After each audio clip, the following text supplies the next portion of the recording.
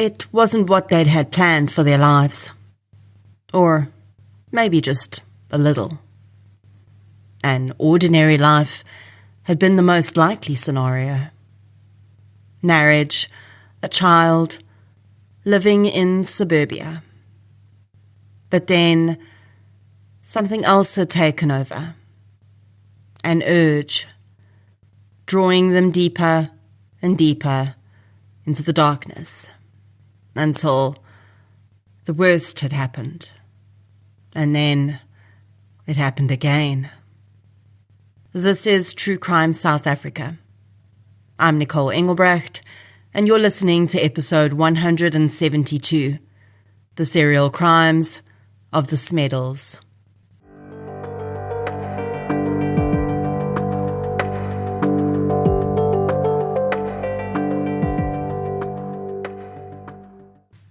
This episode is sponsored by the soon-to-be-released movie, Cellar Door. After experiencing the tragedy of miscarriage, John and Sarah are looking for a fresh start in a new home when they find themselves in the most unexpected of situations. Instead of buying a new home, they're gifted one by the mysterious Emmett. The man says he wants to leave his past behind, just like John and Sarah, and he's more than happy to hand over his home with no payment required, as long as the couple stick to one rule. They can never open the cellar door. It seems like a no-brainer, but when strange and terrifying things start happening in the house, the cellar door beckons, and there's no way to know what horrors lie beyond. With an all-star cast including Lawrence Fishburne, Jordana Brewster, and Scott Speedman, Cellar Door is in cinemas in South Africa from Friday the 3rd of January 2025, and it's a must-watch. A huge thank you to Cellar Door for sponsoring this episode of True Crime South Africa. Since 2019, True Crime South Africa has been telling the stories of the victims of violent crime in South Africa. The podcast is independent. That means no big or even little corporates fund it. And that's just the way I like it. And it's the only independent podcast in South Africa that consistently charts in the top 10. Keeping a podcast like this going is time-consuming. And for the most part, it remains a one-woman process. It's me. I'm the one woman.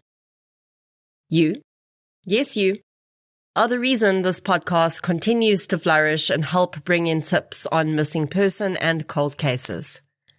If you'd like to help keep the show running, please consider supporting our sponsors, signing up to Patreon or PayPal, follow the show on the socials, as the kids say, and share it with your fellow partners in crime.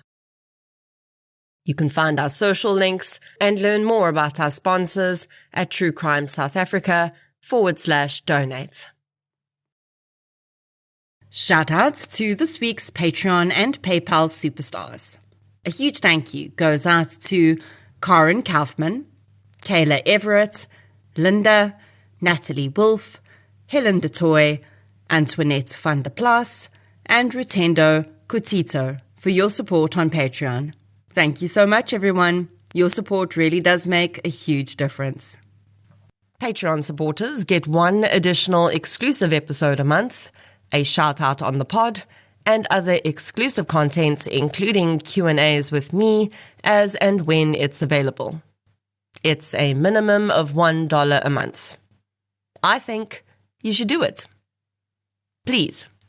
And thank you. Keba. This episode was first released on the Patreon feed in November 2023.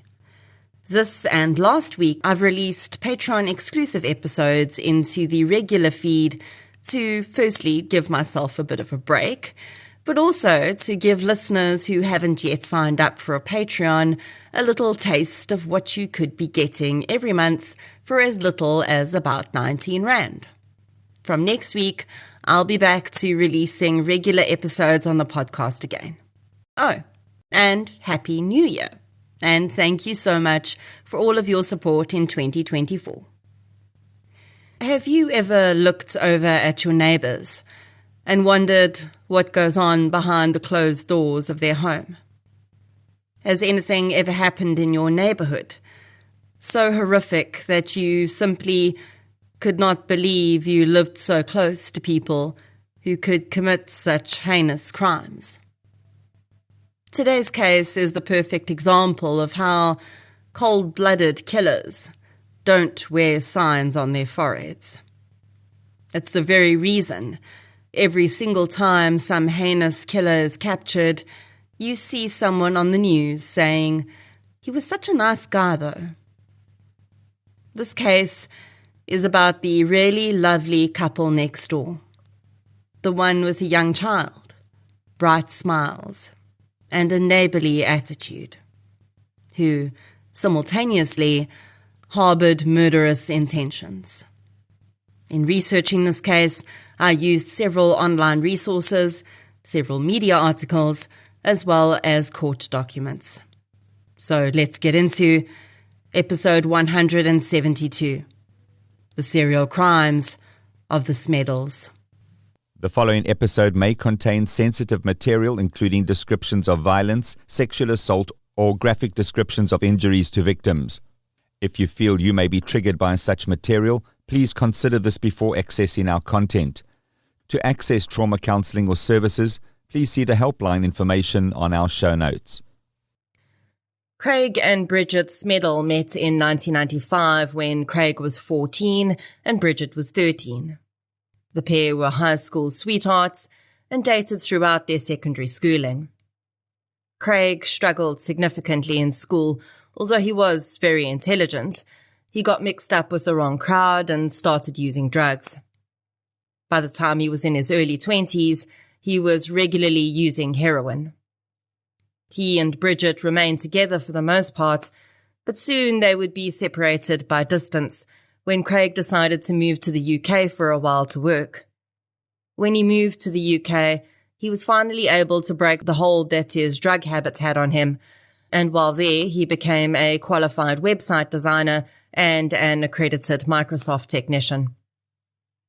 We don't have a lot of information about what Bridget was doing during this time, but it certainly seems that their relationship continued to some extent, even while Craig was not in the country.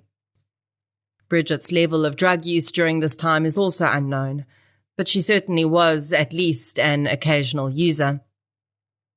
It would later emerge that one of the possible reasons that Craig had left to go and work and live in the UK is because he'd started building a criminal record at a relatively young age.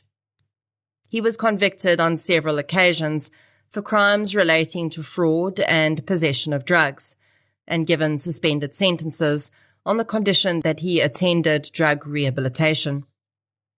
Bridget had clearly also not stayed on the straight and narrow, because she also had a record for damage to property, for which she was given the option of a fine or 3 years in prison.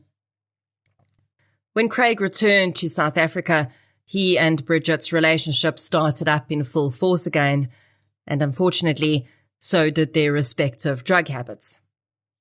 This is often one of the reasons that people in recovery are warned not to get into committed relationships too soon after getting clean, and definitely not to return to relationships that they'd had while they were using that might trigger their use again. And this is clearly what happened with Craig and Bridget. As much as the pair might have loved one another and perhaps felt that they were meant to be, they were clearly not good for each other. And as soon would be shown, that wasn't just about their drug use either. In 2011, Bridget fell pregnant with Craig's child, and they got married. But not even this new addition helped to curb their heroin habits. The Smeddles were living in Observatory in the Western Cape, and soon became heavily indebted to their drug dealer, Edwin Chukumba. The man continued to supply them, although he increasingly became insistent that they needed to settle their debt or he would stop supply. On the 19th of July 2011, Craig and Bridget arranged a meeting with Edwin. They told the man that they wanted to buy drugs from him and also to settle their outstanding debt. Edwin welcomed them into his home in Bedford Street Observatory, but soon realized that the pair were there for something very different. Although Bridget and Craig would both claim that they had acted in self-defense that day, the evidence would show differently. Edwin's body would be discovered later that afternoon by a friend who'd come to pay him a visit. Still wrapped around his neck was a homemade wire garrote that had been used to strangle him. The wire had cut into Edwin's neck, so he'd also suffered bleeding from that area, but his killers hadn't stopped there, and they'd also proceeded to stab him while he was suffocating to death. It wouldn't take long for police to put two and two together in Edwin's murder, though, and the sum led to the Smeddles. Other drug dealers in the area knew the couple well and informed police that they had owed Edwin a lot of money and they should definitely be looked at. When people involved in illegal activities are murdered, it's often either disagreements over territory or someone trying to take them out for some other benefit. In the Smeddles case, they clearly thought that by killing Edwin, they would get away with not having to pay him, and also they got away with a lot of free heroin that day. But soon, police were knocking on their door, and the pair were arrested in early 2012. The couple both pled not guilty to Edwin's murder and indicated that their defense was going to be that they'd acted to defend their own lives when Edwin had attacked them both over the debt disagreement. Neither denied knowing Edwin or having owed him a significant amount of money for drugs they'd purchased. In fact, it soon became clear that they were going to attempt to use their drug addiction to gain leniency from the court when they applied for bail. Another point that was put forward was that their son, who was just over 1 year old at the time, needed his parents. A trial date was set and the pair were granted bail. The trial for the murder of Edwin Chukumba would be a long and drawn-out affair, and the delays didn't come from the prosecution side. When the trial started, the Smeddles attorney went all out against each of the prosecution's witnesses, and although the state rested their case relatively quickly, the defence's case would take up the bulk of the eventual 4 years that the trial would last. As they began to present their case, it became clear that no expense had been spared in funding the defense, which seemed strange, considering their inability to pay their debts had seemingly been what had led them to require a defense in the first place. One of the rather top-level witnesses that the couple presented in their defense was forensic expert David Klatzau. Klatzau is a world-renowned expert in several fields of forensics and has authored several books on the various cases he's worked on. He's also often called in by defense teams to assess evidence in an attempt to disprove or prove, if that's the way it goes, the prosecution's theory in a given case. In the case of Edwin Chukumba's murder, Klatzau had looked at the alleged murder weapon, the wire garrote, and the injuries sustained by the victim, and he testified that he didn't believe that the injuries had been caused by the wire. The allegation was that the wire had been placed around Edwin's neck after he was killed, to frame the Smeddles for a more vicious murder than had actually occurred. Taking the time to make and use a wire garrote, and then additionally stabbing the victim, would of course not be consistent with self-defense of two people against one. So Klatzau's evidence would be helpful to the defense to try and take the garrotes out of the picture.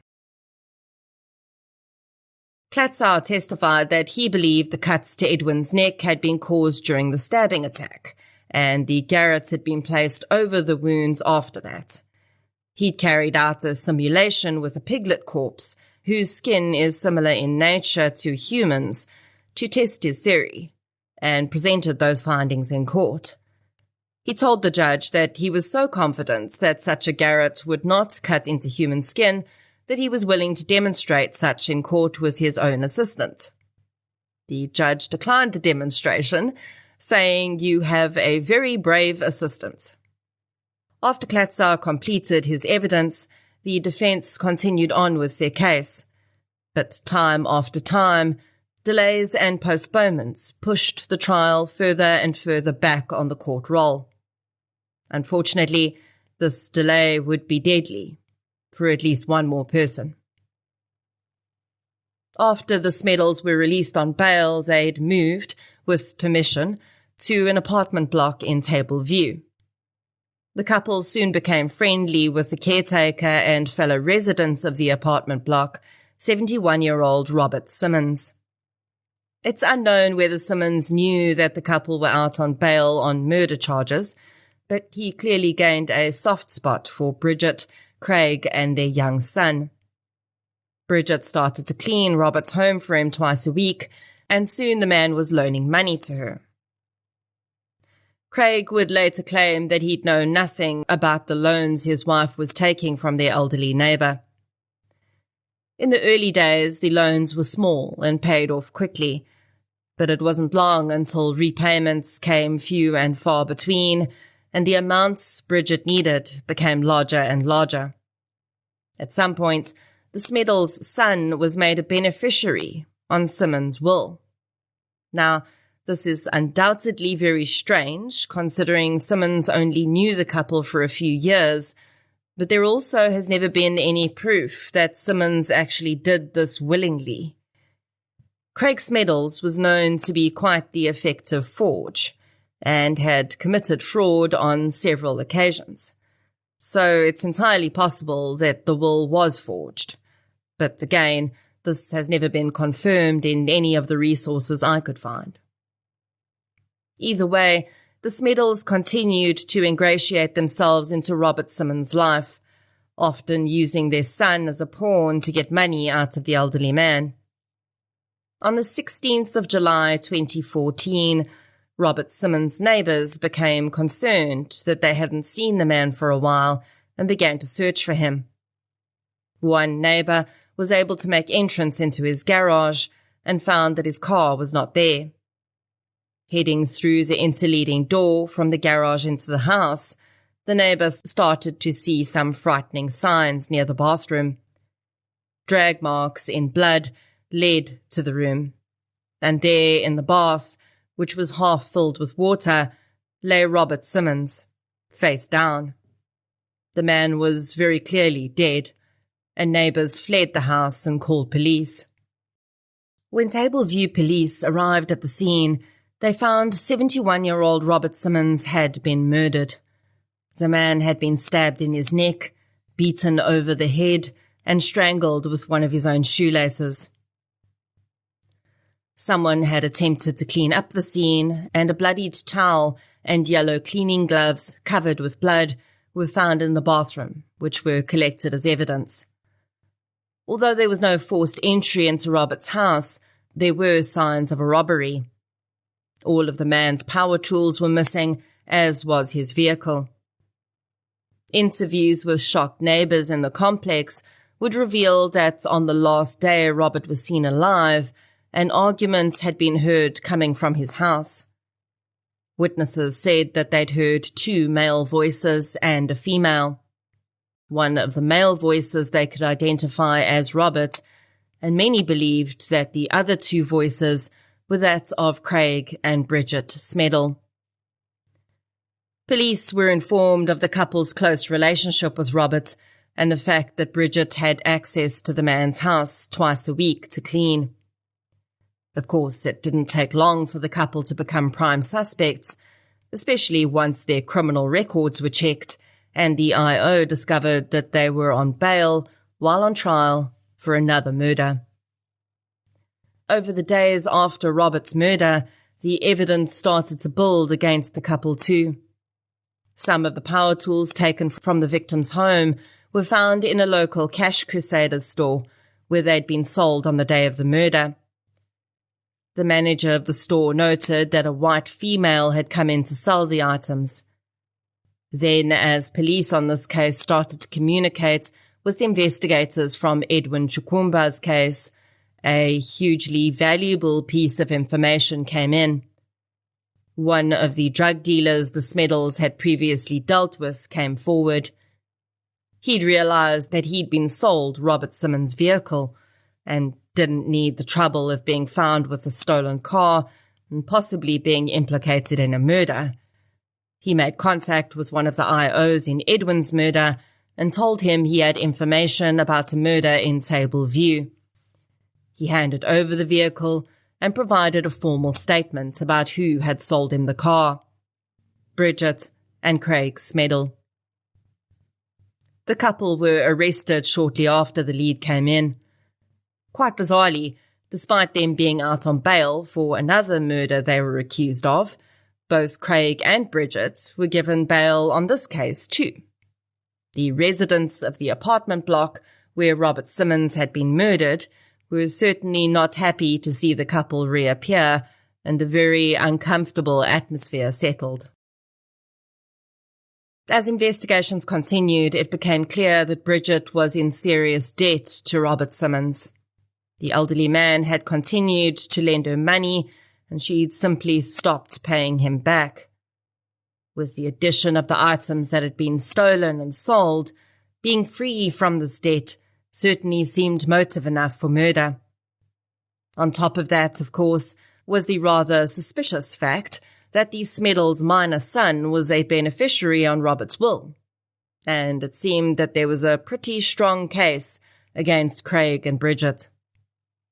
With this strong prima facie case, I again cannot really fathom why these two were given bail, and this bizarre behaviour by the courts would only continue when one of the witnesses in this case came forward to say that the Smeddles had tried to bribe him into changing his testimony.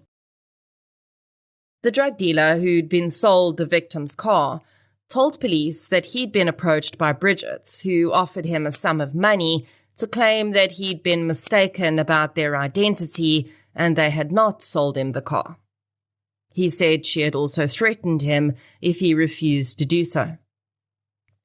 Despite intimidation of witnesses being completely against her bail conditions, Bridget's bail was not retracted, and she remained out on bail. She was, however, warned, and a charge of intimidation was added to her charge sheet for Robert Simmons' murder. In August 2015, Bridget and Craig were both found guilty of the murder of Edwin Chukumba. Their significant drug habit was seemingly considered a mitigating factor, and they were given 15 years each for the crime. And now, you might be thinking, well, this is surely when they're taken into custody and have to start serving their sentence for Edwin's murder, right? And then they'll continue on with the trial for Robert's murder from the safety of state custody. Well, no, that's not what happened. Despite now being convicted murderers, the couple were both released on bail, again, until the outcome of the second trial. I don't know. Maybe there's some legal reasoning I'm missing here, but I cannot understand this. Yes, they would have been allowed to appeal their sentence and conviction for Edwin's murder, and sometimes defendants are given bail while they await that opportunity. But they were also up for another murder. Anyway, whatever the reasoning was, the convicted murderers remained out and awaited their trial for Robert Simmons' murder.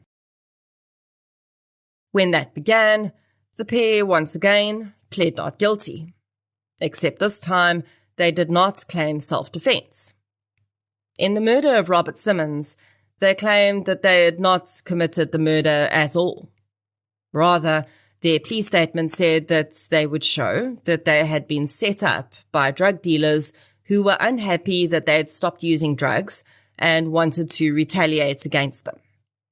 The couple claimed that the drug dealers had planted evidence to make them look guilty and stolen Simmons' car and power tools, planting the latter at the Cash Crusaders with a white female who looked like Bridget, and then claiming that they'd sold one of the drug dealers the car. Craig claimed that he'd experienced difficulties with drug dealers throughout the years whenever he got clean, and even if he didn't owe them any money, they would continually pester him and taunt him and Bridget to get back onto drugs.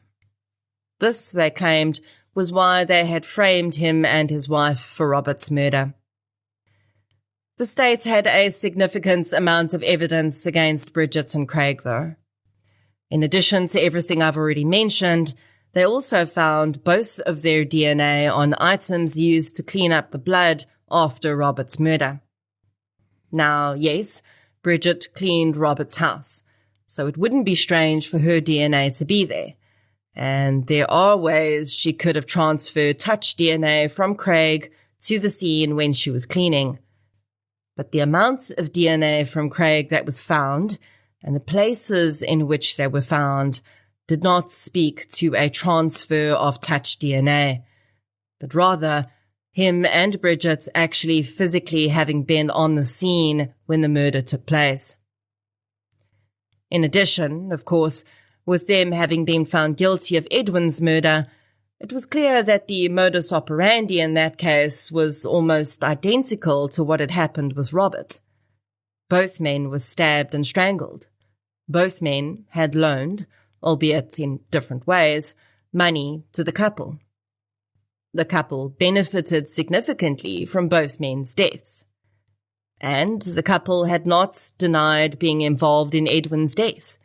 They'd simply claimed it had been self-defense. So it seems strange that their so-called self-defense murder would have been almost identically duplicated in circumstance in another murder of a man who just happened to live next door to them, but who they were not guilty of killing. Also, let's just look at this claim of the drug dealers killing Robert to frame the couple to get back at them for stopping using heroin. I don't deny that most people who deal drugs are far from the most honest of citizens. And yes, if you owe a drug dealer money, you are in big trouble. And sure, they don't want you to stop using, which is why they supply on credit sometimes, because you're a moneymaker for them. It's horrible, because drugs destroy lives, but there is absolutely no shortage of drug users. Heroin is the most commonly injected drug in South Africa. While it's impossible to know exactly how many people are addicted to which specific drugs, a study conducted in 2010 on heroin users in Cape Town found that the majority of heroin users injected daily, and the Western Cape also has the highest levels of drug use in the entire country. Drug dealers are not desperate for clients. And while I wouldn't put it past them to occasionally contact a user trying to get clean and attempt to get them back on drugs, if that person didn't owe them any money, I cannot see them going as far as faking a murder to get back at them for stopping. Also, that would be pretty pointless, because then they'd go to jail and they wouldn't be buying from them anyway. I've learned never to say never. But really, this one does not make even the slightest amount of sense to me. What does make sense is that Craig was a lifelong criminal.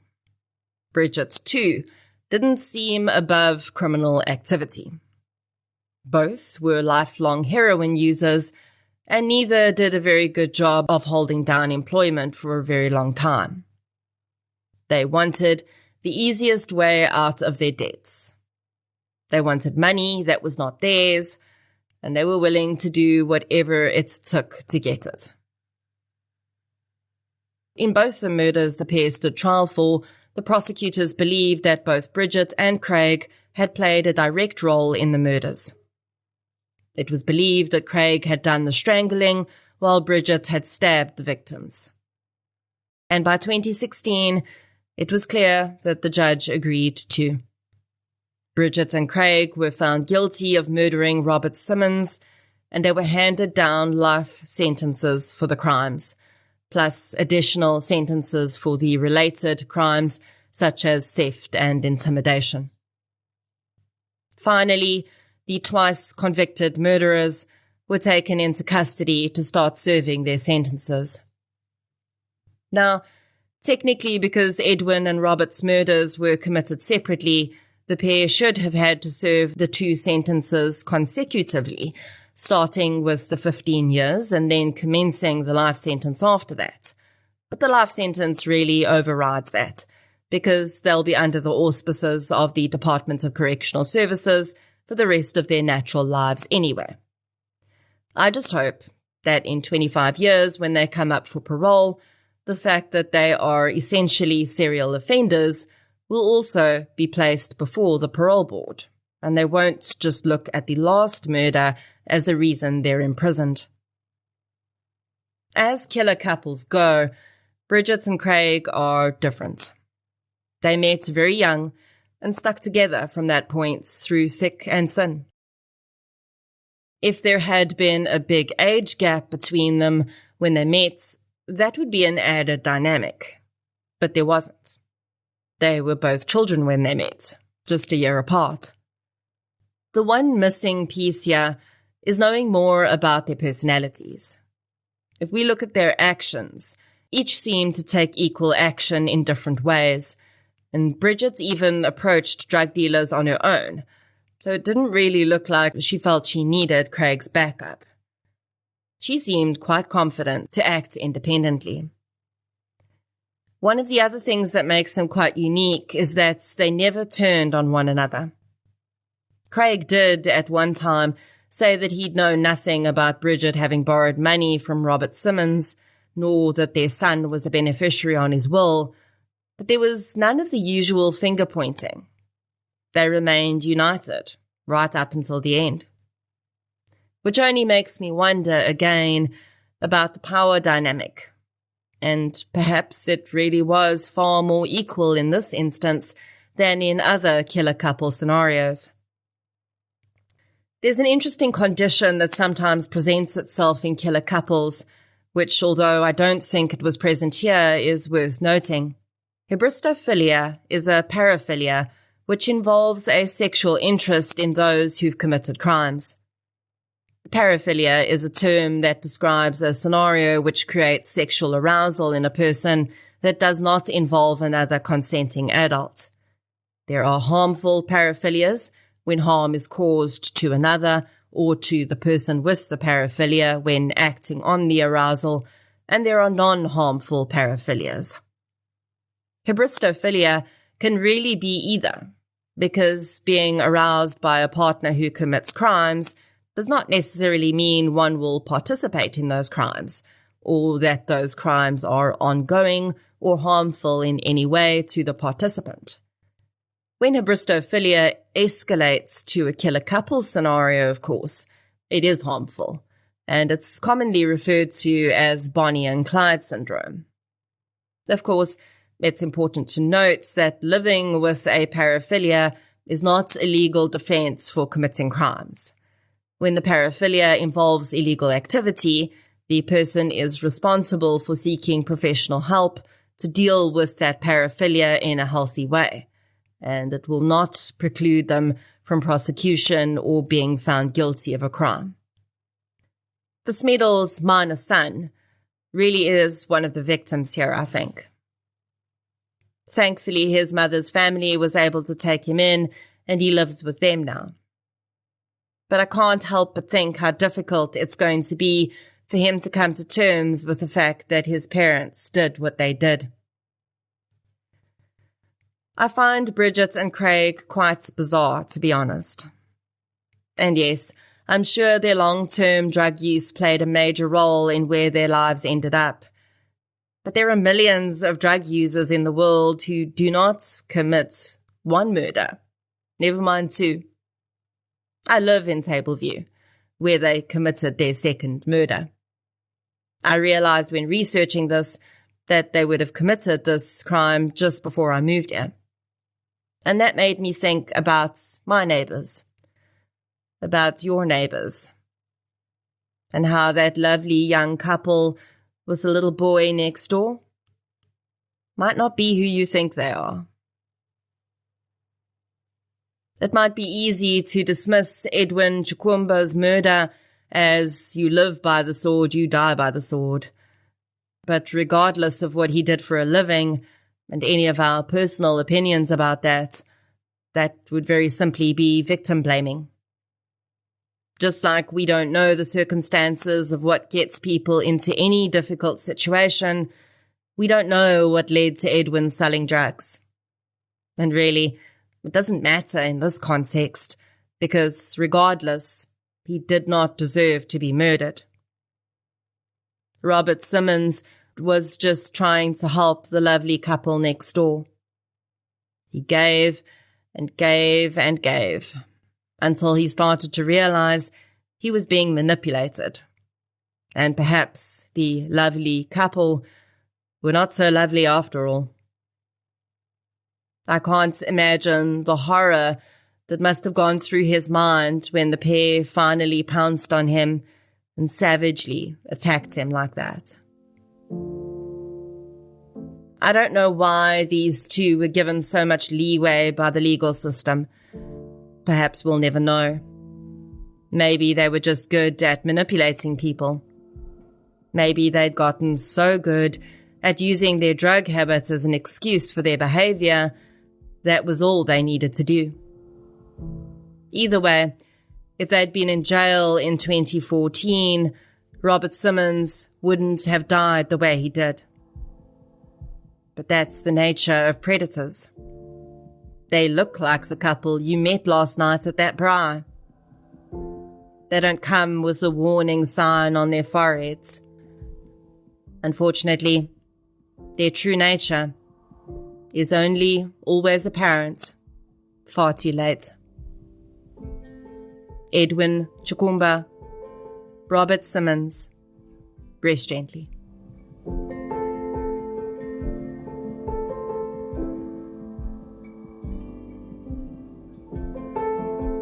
If you'd like to hear more victim-focused true crime content, please subscribe to True Crime South Africa on Spotify or the platform you're using to listen right now.